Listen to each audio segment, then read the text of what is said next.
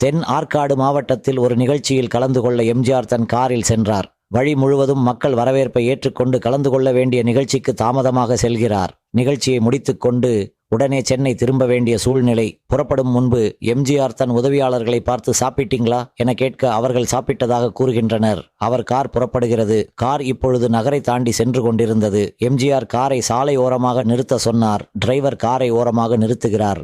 காரணம் தெரியாமல் ஒருவர் முகத்தை ஒருவர் பார்க்க எம்ஜிஆர் அவசரமா சென்னை போக வேண்டும் என்பதற்காக, நான் கேட்டப்ப சாப்பிட்டதா எல்லாரும் பொய் சொல்லியிருக்கீங்க. விழாவுக்கு என்னை அழைத்தவர்கள் ஆர்வத்தில் உங்களை கவனிக்க மறந்து இருப்பாங்க. உங்க முகத்தை பார்த்து நீங்க சாப்பிடலைன்னு தெரிஞ்சுக்கிட்டே, அதனால தான் விழாவுக்கு ஏற்பாடு செய்தவர்களை இட்லி பார்சல் செய்து கொடுக்க சொன்னேன். வண்டியில் உள்ளது, எடுத்து சாப்பிடுங்கள் என்றார்.